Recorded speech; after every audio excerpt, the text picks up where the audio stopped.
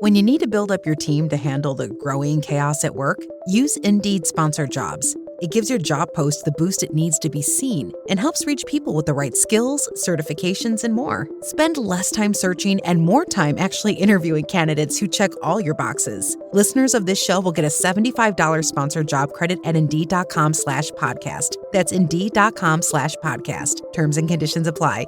Need a hiring hero? This is a job for Indeed Sponsored Jobs.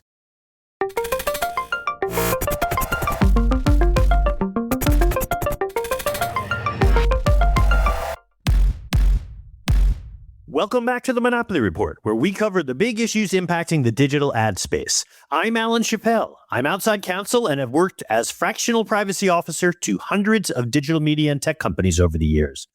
I also publish a monthly strategy brief covering the advertising regulatory landscape worldwide. It's called the Chapell Regulatory Insider. I'll leave a link to the Substack version in the show notes. If you've followed the show lately, you know I've spent a few episodes on the W3C attribution standard. A while back, I had Don Marty on, who's been sharply critical of what he calls the browser attribution cartel. And a few episodes ago, Martin Thompson from Mozilla walked us through the W3C's attribution API, the browser-native, privacy-preserving approach to the oldest question in advertising: did the ad cause the sale? Those conversations sit inside a much larger container. Apple's privacy click measurement, Google's privacy sandbox, Meta and Mozilla's IPA work. The industry is pouring engineering talent and political capital into rebuilding attribution for a world without third-party cookies. Here's what pulled me toward today's guest. Every one of those efforts is a fight about how to do attribution better.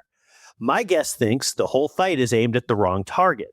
His view is that attribution isn't a tool worth saving. It's a symptom, and no amount of cryptography or on-device processing makes a bad idea a good one.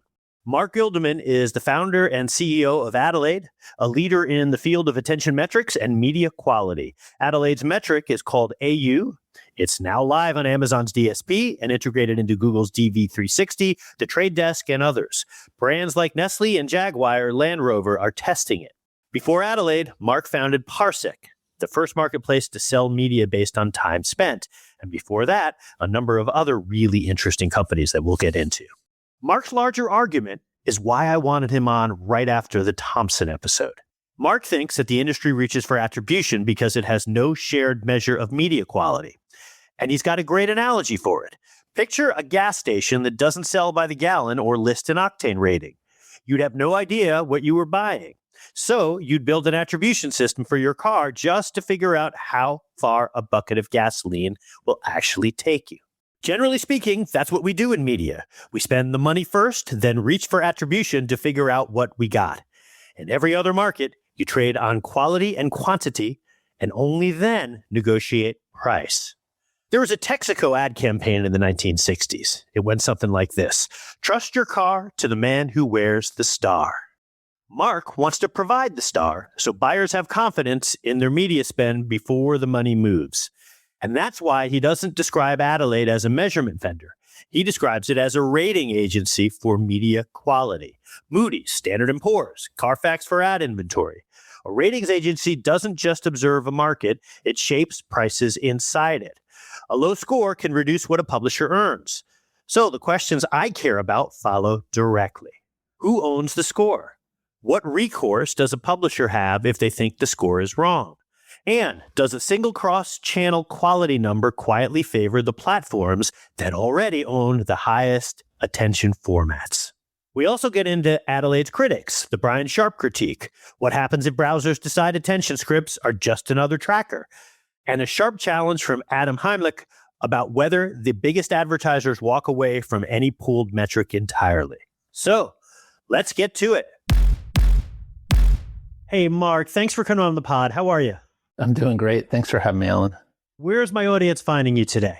I am about 20 miles east of San Francisco on an island called Alameda. Oh, I love Alameda. Oh, fantastic. I spent a ton of time in, by the way, this is, well, it's not too early for you, but I spent a lot of time in Sausalito. Went for a hike in the Marin Headlands last weekend. It's a beautiful, beautiful nice place. Yeah, yeah. Well, but by the way, this is complete divergence, but I do this a lot on this show. Like, the coolest thing about that whole area is that there are a dozen places that are a 5-minute drive that you're just out in the wilderness. And it's just super cool. It's just, you don't get that in New York City. You don't get that in Central Park, much as I like New York. A little bit of a longer drive. So welcome to the pod. You've been a pretty successful entrepreneur. You founded a whole bunch of companies, but one of your previous iterations sort of struck me because it's sort of a little bit more directly in my wheelhouse. So in 2011, you had co-founded Enliken. My understanding was that it was a data exchange that was designed to enable users to opt in and share their browsing data with advertisers in exchange for like rewards or charitable donations. And what ultimately became of Enliken, and how did the lessons you learned back then shape your approach with Adelaide? So in Enliken, we wound down and sold the assets to a company named DataCoo. I'm not sure if you know Matt Hogan, but he was involved in that whole like personal data space in the early 2010s. The idea behind Enliken was we tried to create incentives for people to share their own first-party data, which we would then package up and sell as audiences. So the first mistake was doing audiences instead of doing a panel. So we tried to create targetable audiences programmatically using this data that people were giving us. And we just didn't have the scale to be interesting to anybody who was buying against audiences. We tried a bunch of different models. It was my first time really digging into and understanding the incentives around privacy and personal data. The first model we tried was donate your data to a nonprofit. And there we learned that nonprofits get most of their donations from a few people. And if one of those people got pissed off that the nonprofit was seen as spying on, their constituents, that they might pull their donation. So none of the nonprofits wanted to sort of take that risk. Then we did, get through a paywall with your data, which was super interesting to publishers, but the revenue folks and the yield optimization folks didn't want anybody screwing with the logic of the paywall and how many articles you got, that kind of stuff. We did a few different iterations to try to get people to sort of exchange using their data. There's this core problem that when you incentivize people to like give up their data, if you're paying them based on the value of their data, they have an incentive to make themselves look more appealing to advertisers. All of a sudden, everybody's in market for a mortgage and a Ferrari, right? So it was a great learning experience, understanding incentives, but also understanding how the plumbing of data about individuals was set up online. Yeah, I get approached every now and again by somebody who wants to create this, we're going to put consumers in control. I'm using air quotes here. Yeah. And that model, as I've looked at it, has two really endemic challenges. The first is that, I don't think people care enough. People might care about privacy, but they don't care enough about being in control of their data. And I think, to your point, those who do tend to try to game the system. And then the other endemic challenge is that I'm not sure that advertisers care that much. They'll talk about quality, but really what they mean is effectiveness. And I don't know that, putting consumers in control is necessarily the same thing as being effective. Yeah, I think that if all things are equal, that they would rather not spy on people.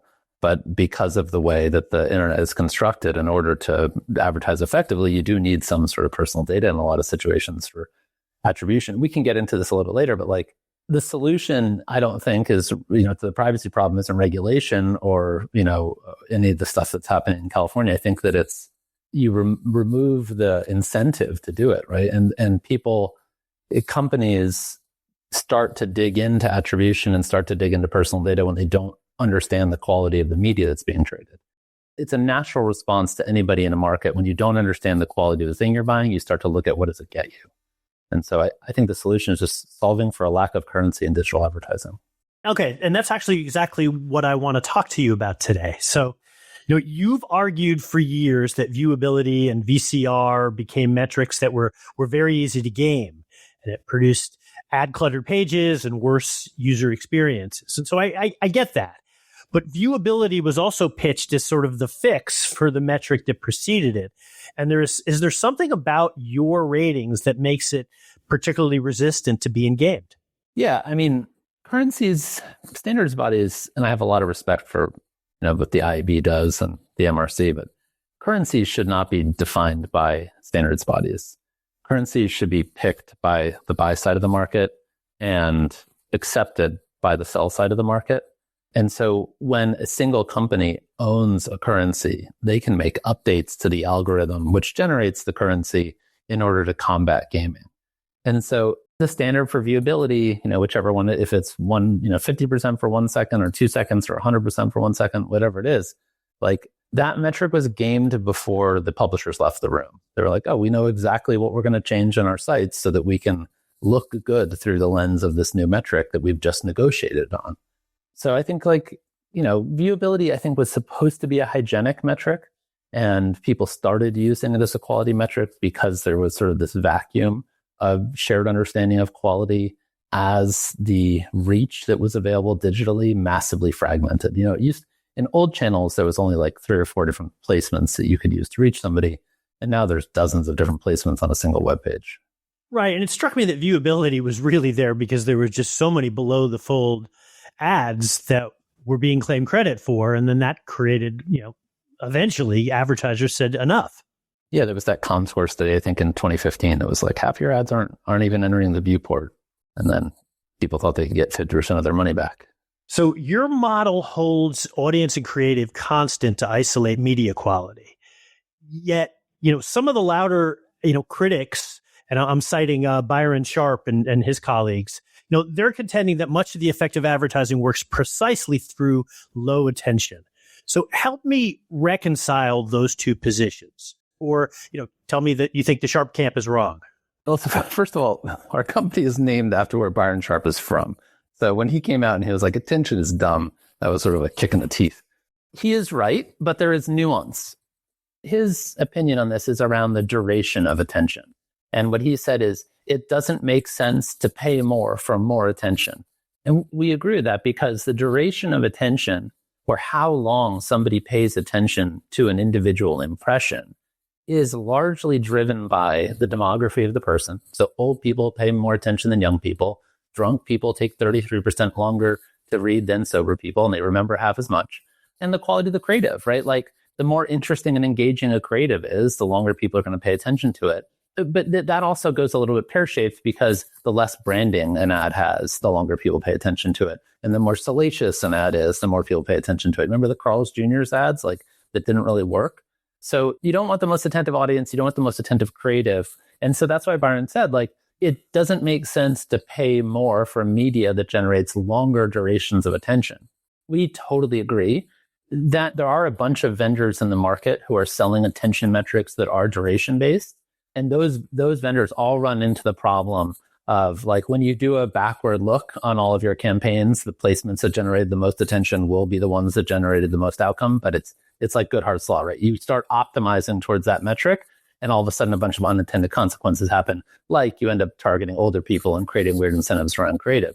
So those duration-based products work in hindsight, but never work for optimization. They don't make sense for a currency. And you shouldn't pay more money for longer duration media placements because that's not media's job. Media's job is to create an opportunity for attention that creative then captures for an amount of time that the consumer chooses. So if you want to rate the quality of media through the lens of attention, you should use the probability of attention. And then because advertising is all about driving an outcome, it should be then the subsequent probability of an outcome. And that's what we've built at Adelaide, is this metric that rates the probability of attention and the probability of an outcome for all media coming from a specific placement. That makes sense. You mentioned standards bodies, and the IAB and MRC had published the attention measurement guidelines back in November of 2025. And those explicitly frame attention as a complementary signal, not a replacement for delivery or outcome metrics. So some of your integration partners are describing AU as the thing that will replace viewability as the new standard.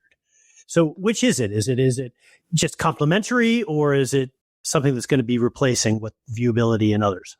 Yeah. So, I mean, I have a ton of respect, like I said, for the IAB and the MRC and everybody who's all these industry organizations, but like those are just opinions. And in markets, like the cool thing about markets is like opinions don't really matter, and people can say what they want about our opportunity to create a currency or not.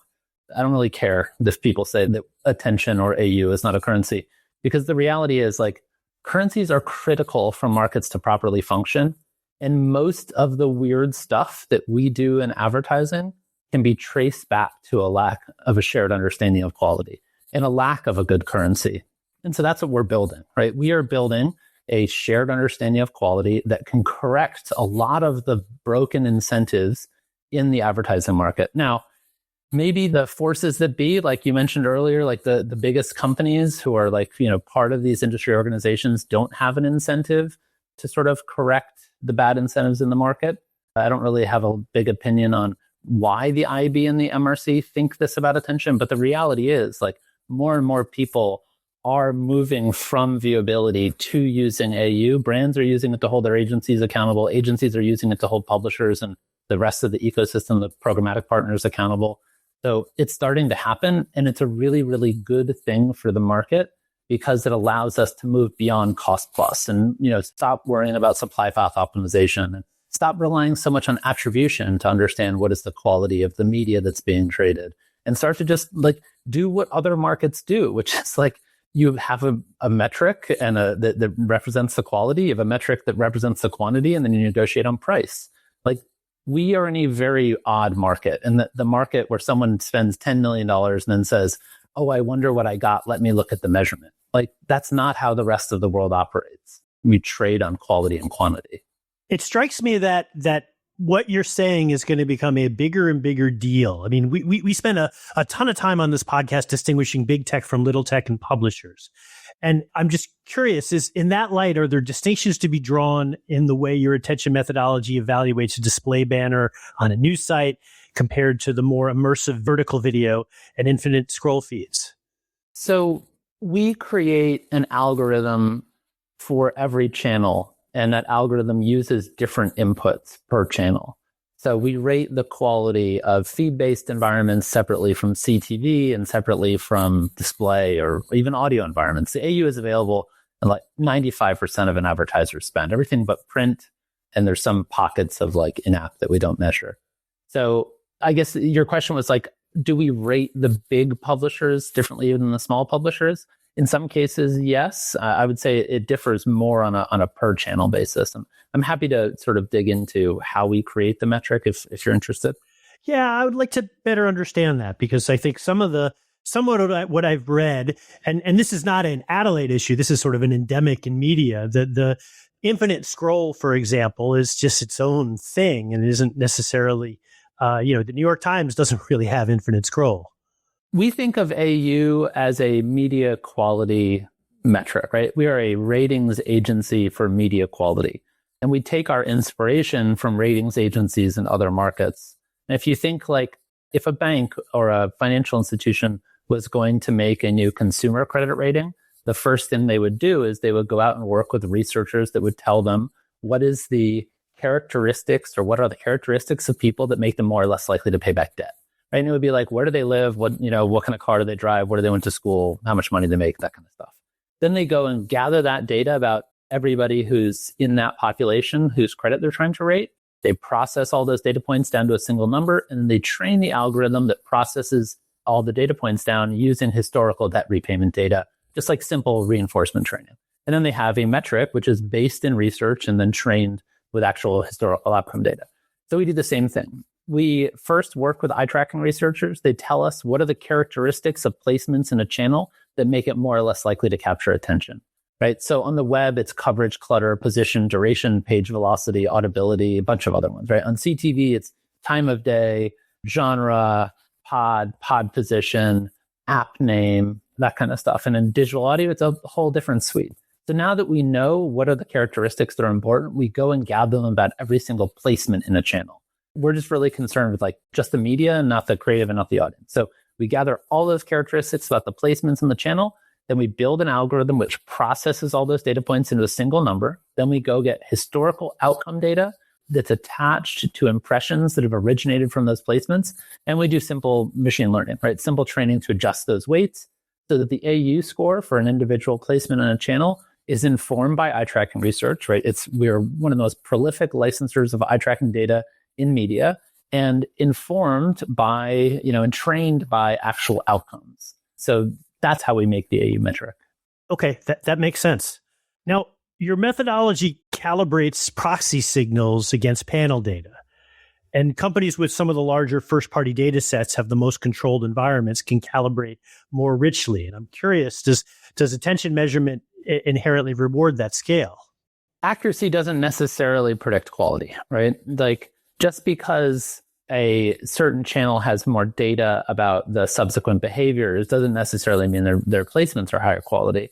Most currencies or ratings agencies in markets follow this path of first working with the buy side of the market and helping the buy side do arbitrage, and then eventually sort of shifting their business over to the sell side of the market as the metric becomes more widely accepted as a currency, right? So as the information used for arbitrage becomes more diffuse, the value that any individual buyer can extract out of it compresses. And then over time, those buyers say, yeah, the arbitrage is not really worth it for me. I'm going to go to the sell side and ask them to guarantee me the quality of the thing I'm buying using the new metric instead of the old metric. And that's a market-driven currency. That's the path that we're on.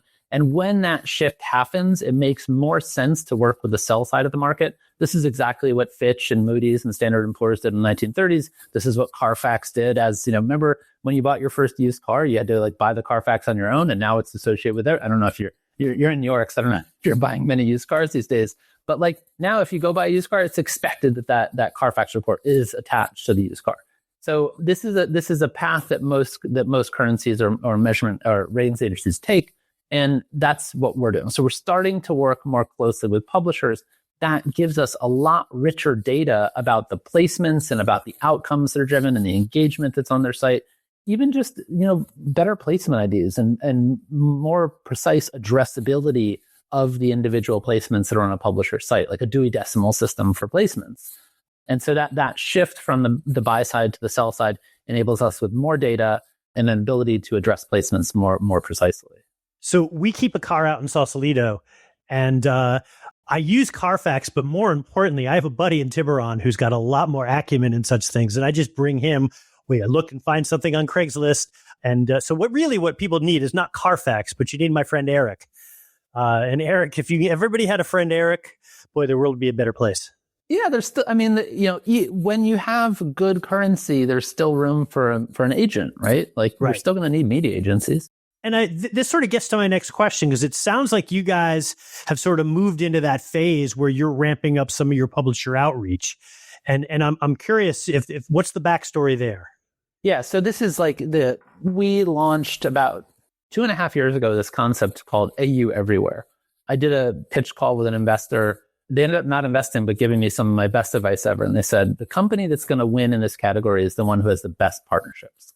And that resonated a ton with me. We went out and we started making partnerships with everybody we could in ad tech. And it's been a huge boon for us because our data is available in every DSP, every SSP. Most of the MMM vendors have access to it. Most of the planning tools have access to it. So the AU Everywhere project begat a lot of the work that we're doing with publishers. And we created this thing called the AU ecosystem, which is where bringing the publishers in, we're educating them about AU, we're helping them understand how they're being measured. We're doing a lot of audits, and those audits help publishers understand what the AU scores are for their individual placements, so that when an advertiser shows up and says, I've been working with Adelaide for 3 years, I've done a bunch of arbitrage, but and I know my minimum AU score. We help the advertiser understand where do they get diminishing returns on the high end and where do they start to see real fall off on the low end. So they understand the range of AUs they should be buying. They show up at a publisher, they say, I want 33 AU on audio and I want 65 on video. And the publisher has done an audit, this is a foreign concept to people in advertising, right? The idea that you can have deterministic quality before the ad is served. But if the publisher knows the AU rating of the placement, they can just serve the ad into that placement, and then they get the AU that corresponds with the placement. So it gives this wonderful predictability to the publisher. Once they've done this audit, they know all the AU scores of all their placements, and it gives consistent performance to the advertiser because the advertiser is buying media of a transparent quality. So we've started this journey about 2.5 years ago from the buy side to the sell side.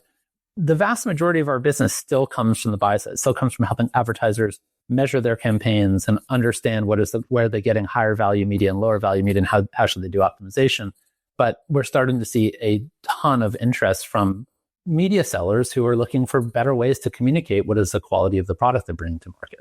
Got it. And so is the goal here to help publishers understand how to increase their media quality, or is the goal to provide publishers some level of baseline input into how media quality is evaluated? I think it's the latter. We don't help publishers optimize to get higher AU scores. We think that it's largely common sense. Just have fewer, larger, better placements, and your AU scores will go up. The idea is really to answer the question of how am I being measured and how do I look? And how do I make clients that work with Adelaide happy?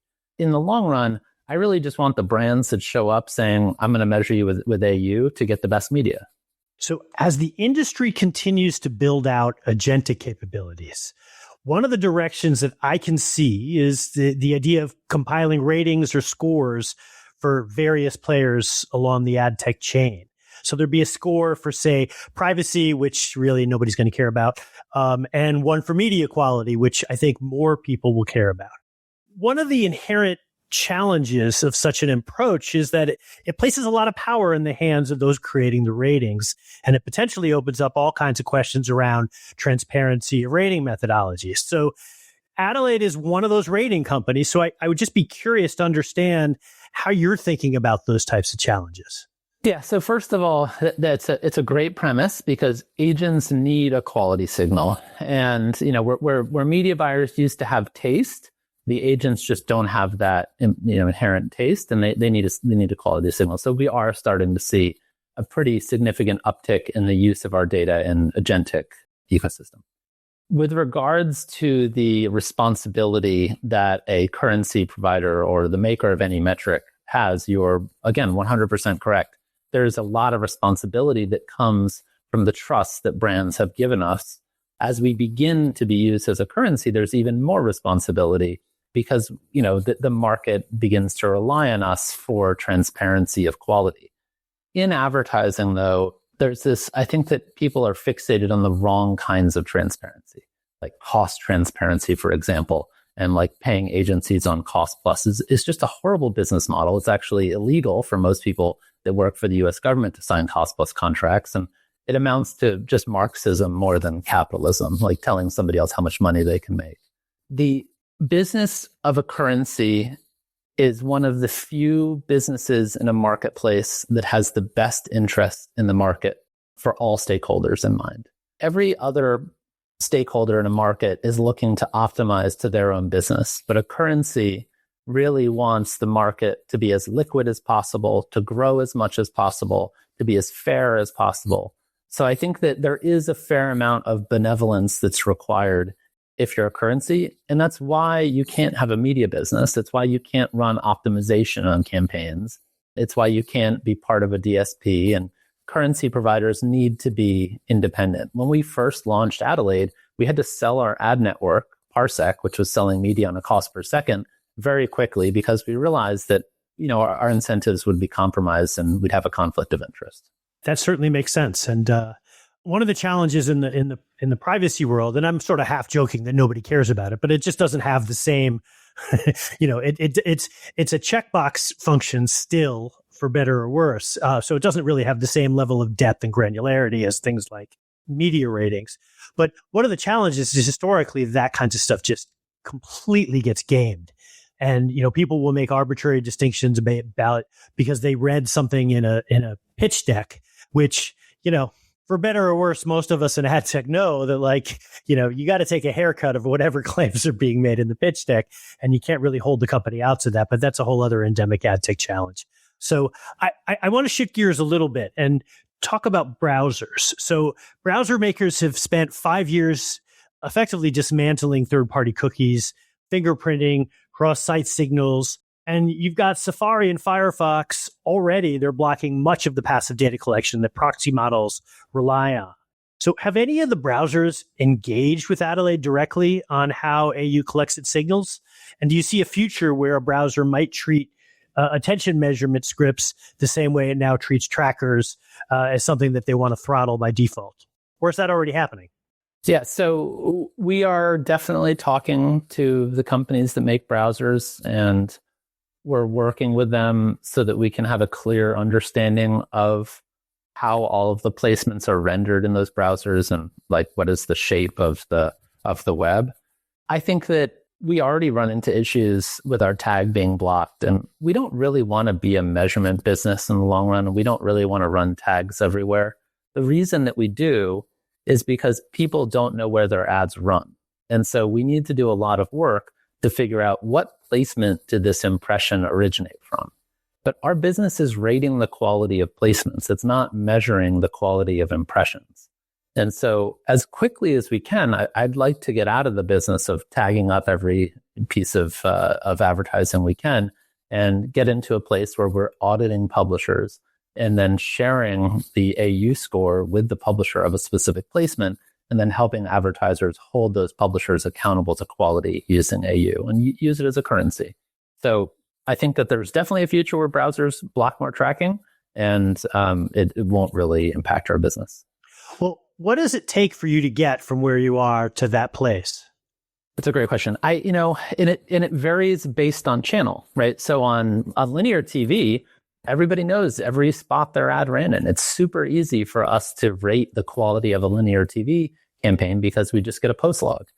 As we work more closely with publishers, the tagging becomes less of a requirement. We can move to more server-to-server measurement where the publisher passes us a delivery file. It says, this campaign ran this many impressions on this placement, this many impressions on this placement. There needs to be some auditability, and we need to do spot checks to make sure that that publisher is above board.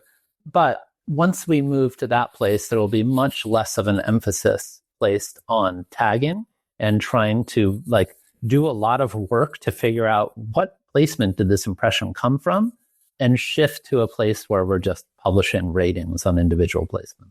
Yeah, that's pretty intriguing because as you know, there's certainly a percentage of my audience who really does legit believe that, 3, 5, 7 years from now, things are going to be so reined in where one is not going to be able to collect data across multiple contexts, at least in a reliable way.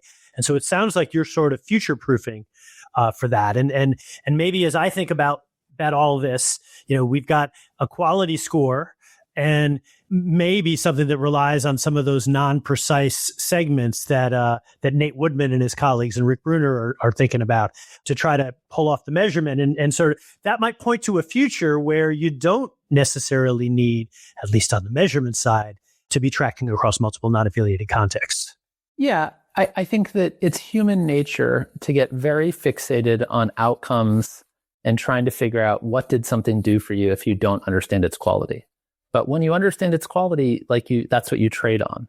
If you went to the gas station and they didn't have gallons and octane, you would build an attribution system for your car to understand, what did this mass of gasoline, this bucket of gas that I bought from the gas station do towards my business outcome of transportation. But because we have gallons and octane, nobody builds weird attribution systems for their car. Well, and also nobody can be bothered to really ascertain whether the little thing on the gas funnel is actually giving you, 1.1 gallons. No idea. So look out to 2030. You've said that currency should be tied to outcomes, and you've got Nestle's Benjamin Lichtman. He put it more bluntly. He said that I'm quoting here, the currency at the end of the day is the customer.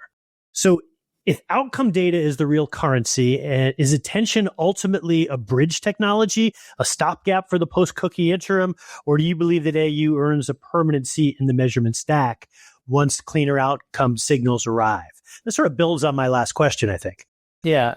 So I think, Ben, I don't want to put words in his mouth, but I think he was saying the audience is the currency and we're trying to reach our customers rather than the sale is the currency. Trading on outcomes is a historically bad idea. If you are going to buy outcomes from a media vendor, you will get the cheapest version of that outcome possible. Those are the incentives. And then you will have to feed them a bunch of data so that they can find you more customers. They will use that data to train algorithms so that they can more efficiently find new buyers of the category that you're in, and then they will auction them off to your competitors. It's not really hard to think through the steps of incentives that happen here. And inevitably, if you trade on outcomes, you'll become a fulfillment arm for the person or the company that can actually generate that demand for the products that are in your category. So I don't think that outcomes are a suitable currency. I think audiences are the existing currency of today, but as the reach against those audiences has massively fragmented, like there used to be a dozen placements and now there's 15,000 different placements on the web alone, probably way more than that. You need a currency to differentiate the quality of all those different ways of reaching your audience. So like I said earlier, like people's opinions about our viability to be a currency or not be a currency are just that. They're just opinions, and the market will tell what happens in the long run. Early signs are we are being used as a currency. Like no matter what people say, like the biggest brands in the world are using AU to hold their agency accountable, and those agencies are turning around and holding the rest of the market accountable. So you can call that a metric, you can call that an adjacent thing, or you can call it a currency. It doesn't matter to me. Fair enough. And I got one more question. And sort of speaking of opinions, I was reading something by Adam Heimlich, who runs Chalice. And he's argued in his Adam Loves Ad Tech blog, but he had argued that measurement is splitting the same way that decisioning did. And that the largest advertisers are moving to private incrementality anchored measurement built against their own definition of value. And that any pooled proxy can't serve an advertiser whose value is private because it wasn't built to. And so AU, if I'm understanding correctly, is a pooled signal by design. And so the same score on the same impression for every buyer. Do you think Adam is right in that the enterprise tier stops decisioning against shared proxies and starts decisioning against its own value function? And if so, how does that impact Adelaide? I mean, I won't really comment on Adam's rightness or wrongness, but you need a metric to hold your counterparty accountable, right? Markets don't function without the ability to hold your counterparty accountable unless you're going to trade everything at spot. And the reason why we trade everything at spot in advertising is because there is unlimited supply and there is no ability to hold your counterparty accountable. So like there's no incentive to move forward, nor is there a structure to move forward off of spot. But most markets have 10 times the amount of trading in futures and forwards and derivatives as they do in the spot market.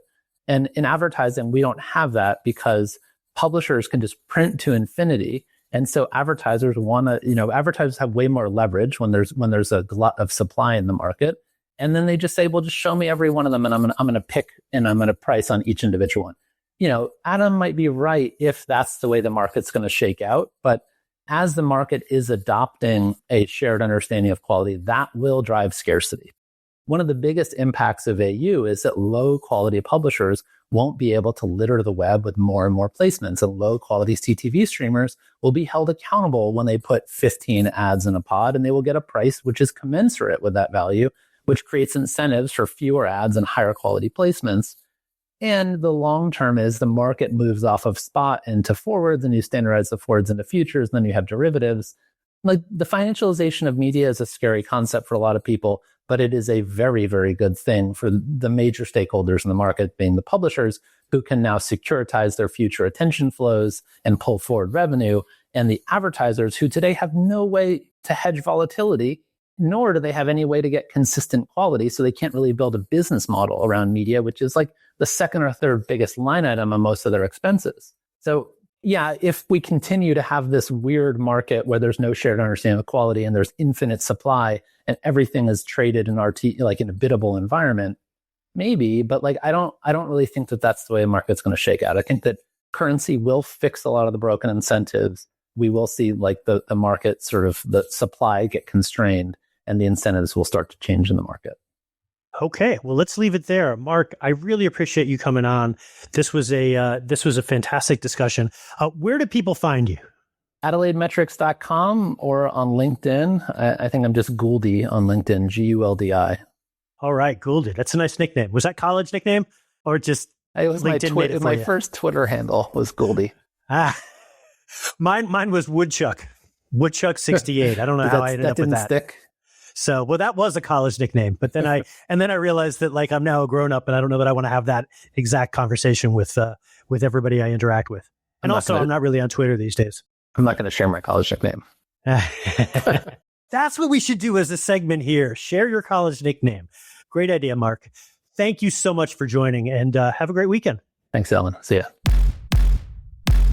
Okay, let me connect a few threads, because this episode was designed to be heard against the Martin Thompson conversation, and some great tensions in play here. Start with privacy and quality. Thompson and the W3C are trying to preserve attribution while stripping out what they consider the privacy scourge of cross-site tracking.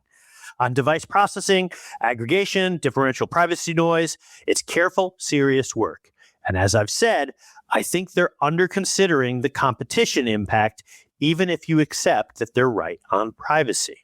Marc's response to that whole enterprise: why are we working this hard to save the wrong tool? His view is that attribution is a symptom. Companies dig into attribution and into personal data when they don't understand the quality of the media they're buying. Solve the quality problem with the real currency, and the demand for so-called invasive attribution or other forms of tracking starts to fade on its own. Sit that next to Thompson's position and notice what both men agree on, even from opposite ends. Thompson told us attribution measures association, not causation, and that used carelessly, you can convince yourself of almost anything. Marc goes further. He says that trading on outcomes is a historically bad idea, because if you buy outcomes from a seller, you get the cheapest version of that outcome, you feed them your data, and they turn around and auction your customers to your competitors. Two very different people, two very different lenses, both warning us about the risks around cross-site tracking. Second, Marc's ambition for Adelaide. He wants you to think of AU not as a metric, but as a currency. And he's clear that a currency requires independence. No media business, no campaign optimization, no seat inside a DSP. Marc sold off his ad network, Parsec, to avoid exactly that type of conflict. So Marc's answer to the conflict question is independence plus benevolence, a currency provider whose incentives point to the health of the whole market. Now, I take Marc at his word, but I've been in this space a long time, and there just isn't a long list of actors who stayed benevolent once they had leverage. Google fit that description back in the early aughts, and we all know how that turned out. Now, I'm sure Marc would love to have such problems, and I'm not questioning his motives. But that said, as AU moves from a buy-side arbitrage tool to a sell-side currency, getting the balance right when it comes to conflict governance will be critical. Third, market power. Because, of course, this is the Monopoly Report, both Martin Thompson and Marc face a version of the same charge. Scale wins.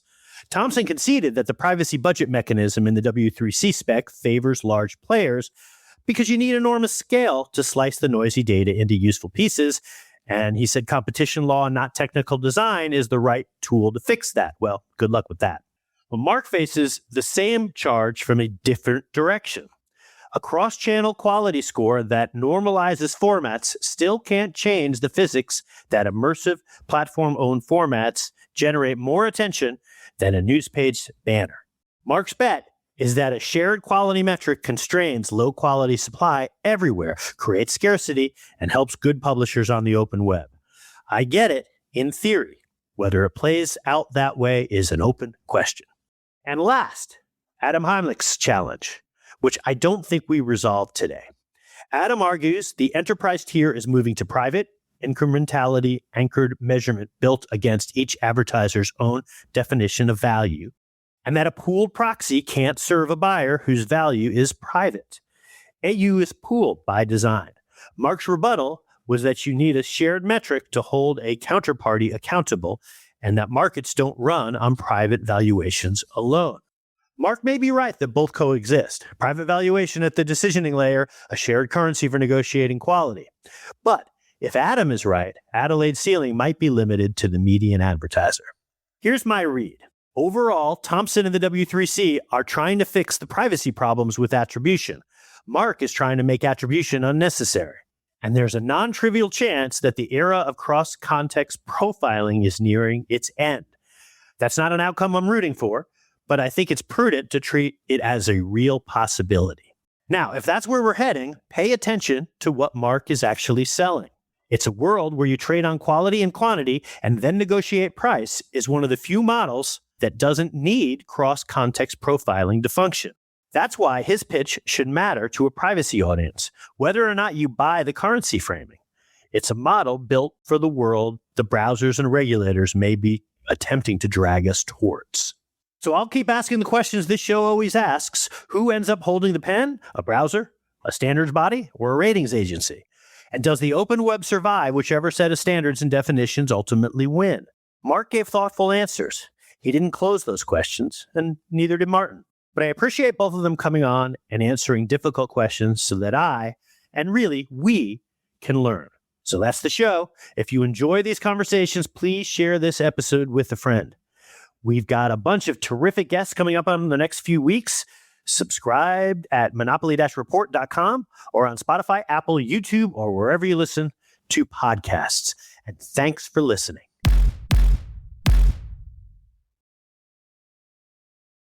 NFL football season is here, which means when you switch to Verizon, it feels like touchdown, because you get NFL Sunday Ticket from YouTube on us when you buy an eligible 5G phone on select unlimited plans, which means you can watch every out-of-market game every Sunday afternoon. And it's all on us. Now that's the Verizon way to kick off the NFL football season right. Switch and get NFL Sunday Ticket from YouTube on us, only with Verizon.